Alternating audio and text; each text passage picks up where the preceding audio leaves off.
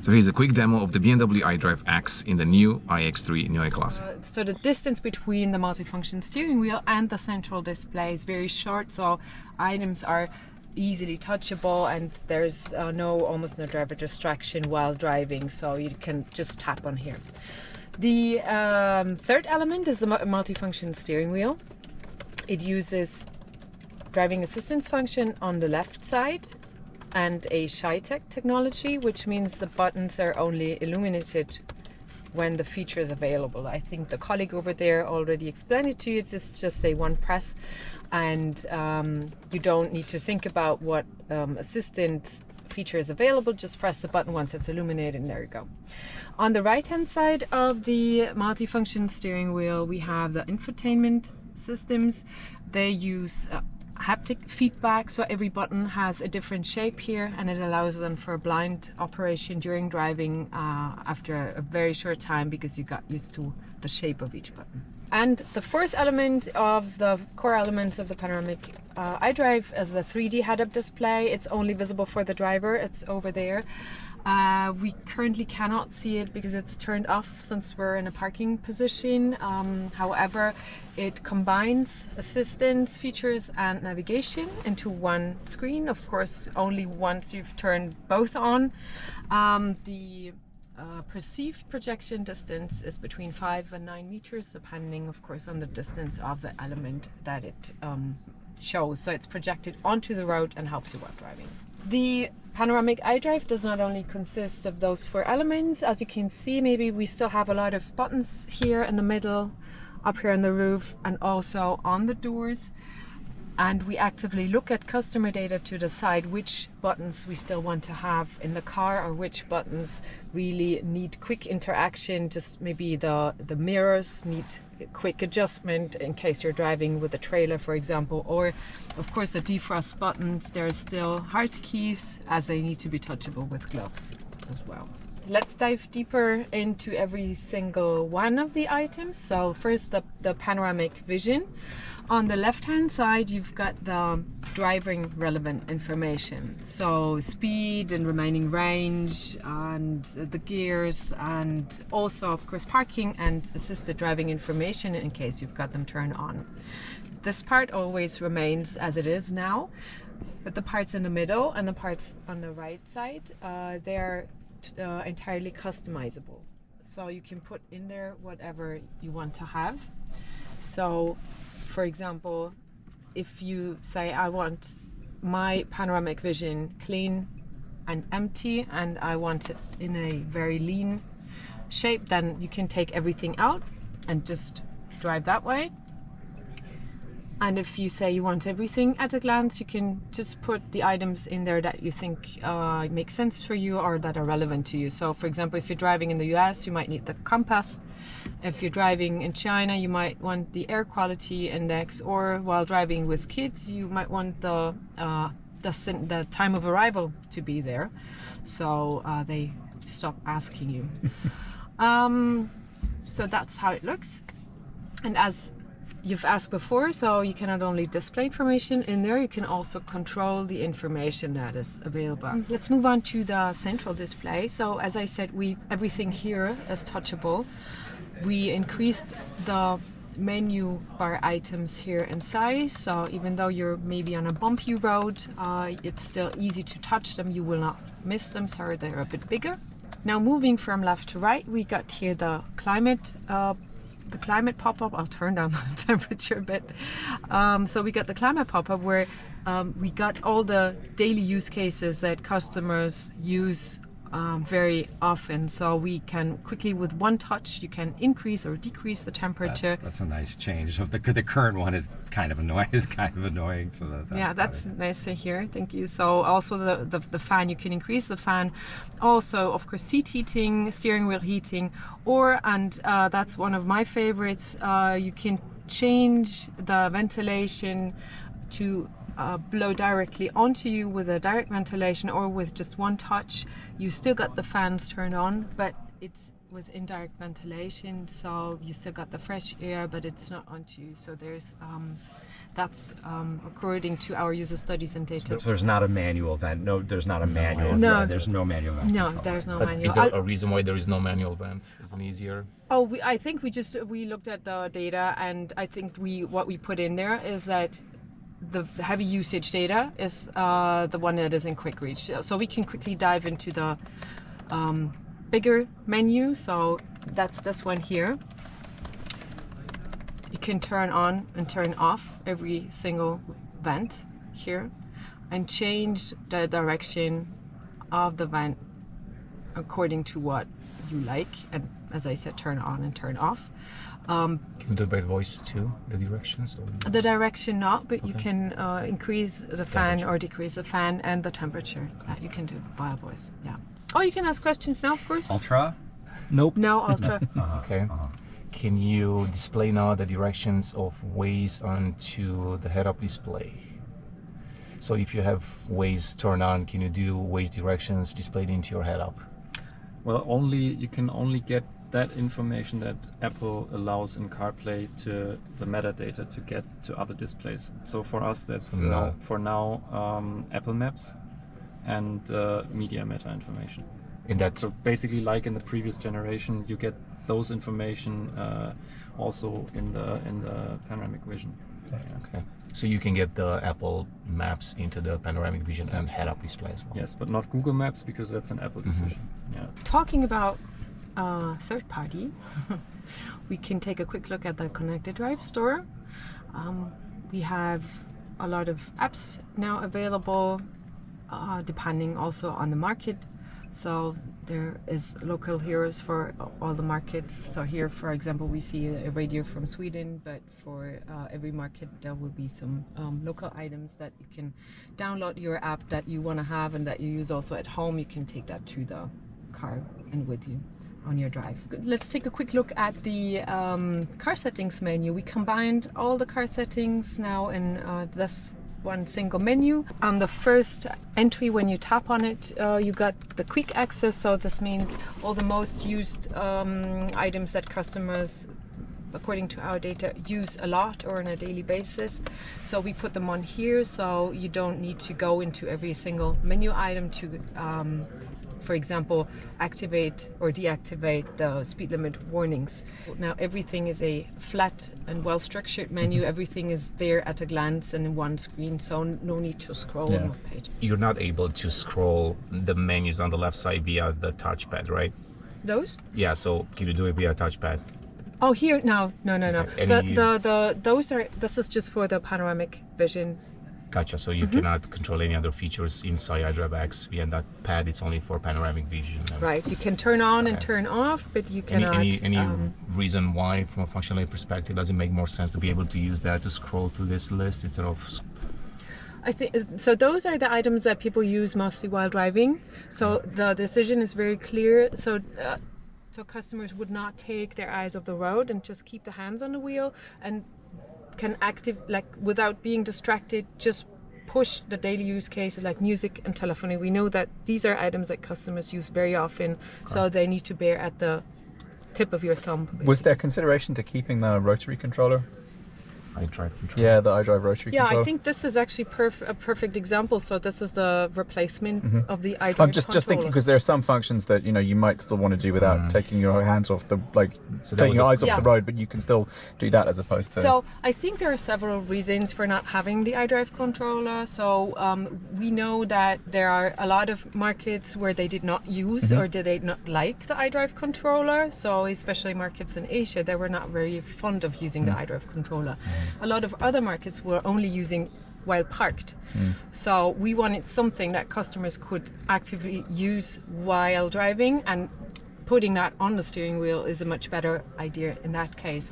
And maybe even a third reason is the speech, of course, is also available. And the third reason is we got much more flexibility now here on screen and designing the screens.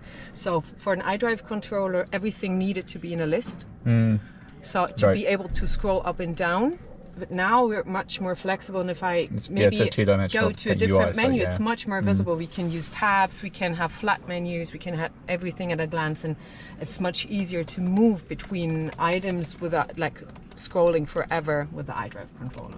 And I think fair to say ergonomics as well, Yeah. because like the whole interior has now changed in a way that you can so easily reach the touch display.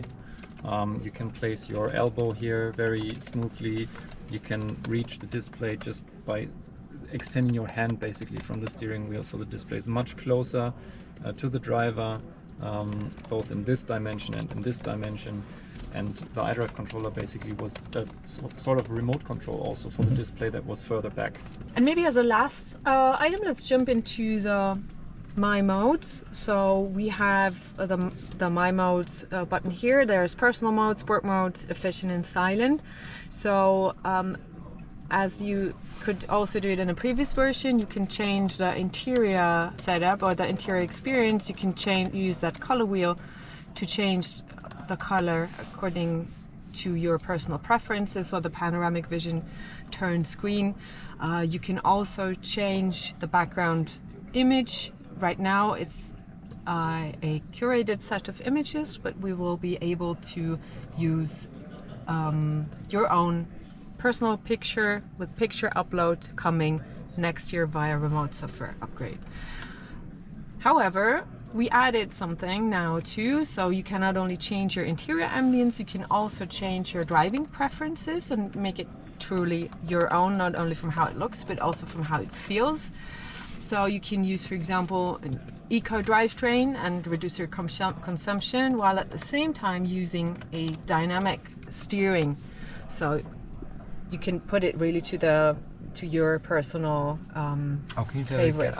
No, they're the drive mode, so that's like sport mode. Yeah, That's sport I mean, mode. this is so I You can think do design and driving dynamics in one screen. so. Those are pre-designed ones, and the personal one is entirely customizable from how it looks, like the light, the display style, and the driving experience. There's the top design. Yeah. That's the flat design. You could never do that with the iDrive controller. I'm here to explain you what we've done with the BMW Intelligent Personal Assistant for that car. When you're going into the car, what you immediately see, and you've seen that, it's the visualization of the personal assistant. We newly developed that. The iX3 is the first car to get it. And basically you can see it's moving around and will also look to the one who's talking to. So for example, when I activate it, it will look to me.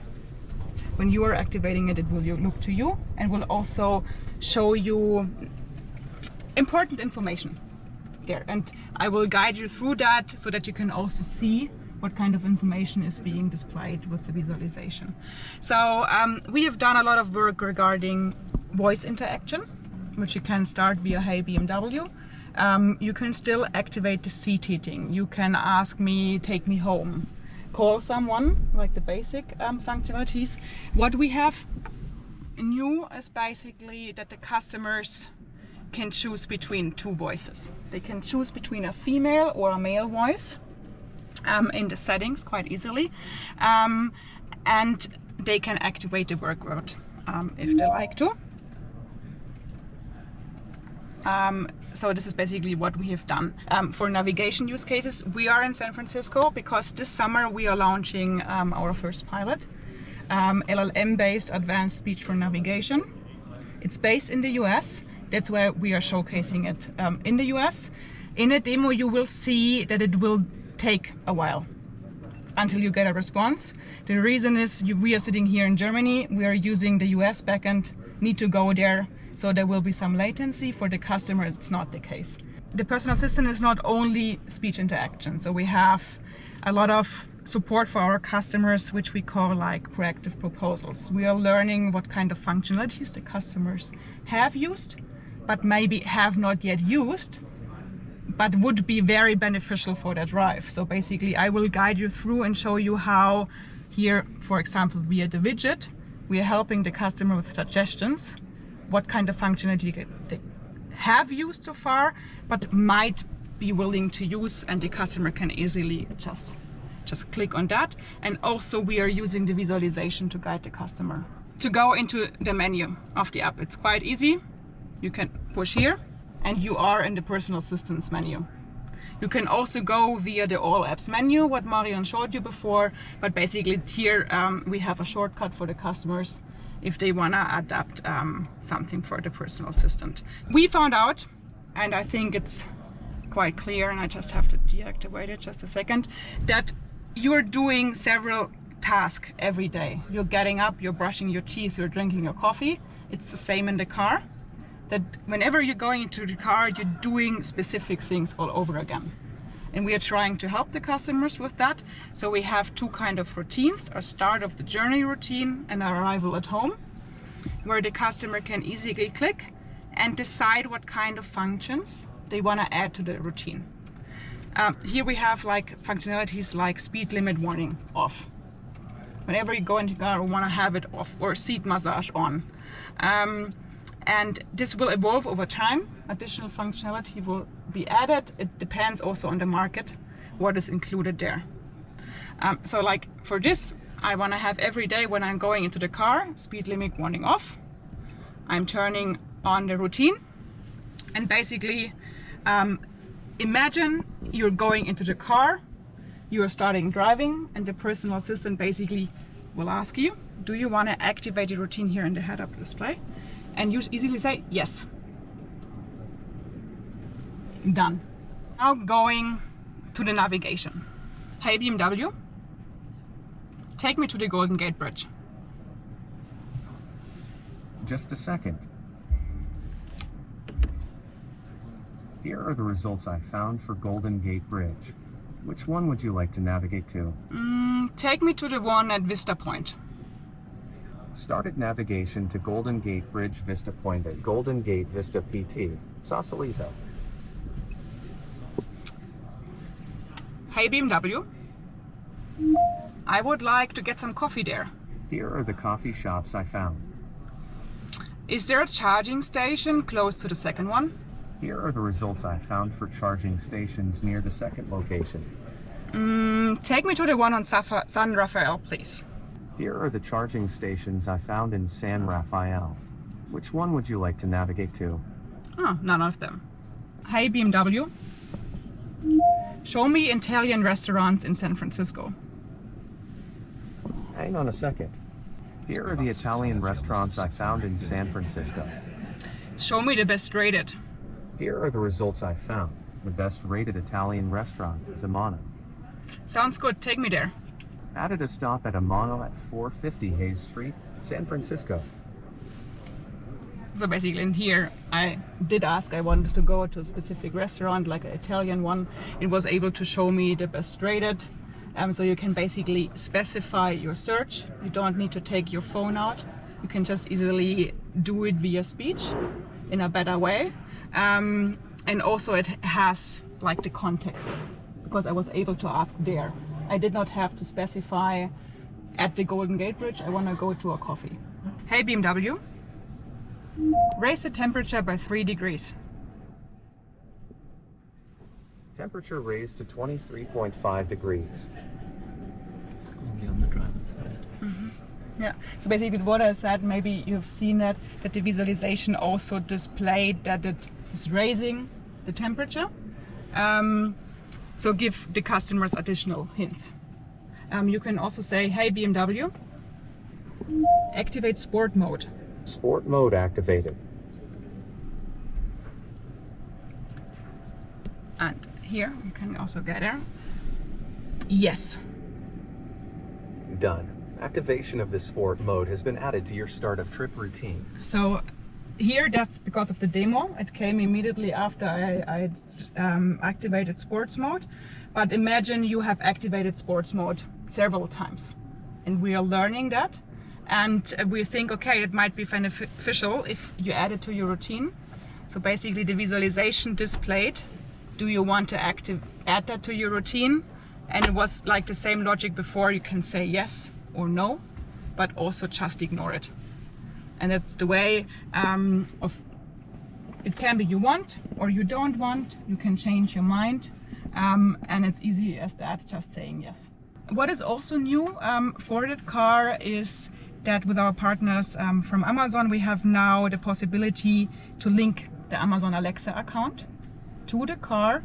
And at first with the domain entertainment, the customer can ask the personal assistant the same question what they are asking their Alexa at home regarding music search. Hey BMW, play some relaxing music. The station Meditation on Amazon Music. Hey BMW, well done. Thank you so much. You're making me glitch. And we also put some emotions there on the visualization, like for chit-chat, tell me a joke, or the other ones. Perfect. Perfect. Thank you. Good. You're welcome. Nice.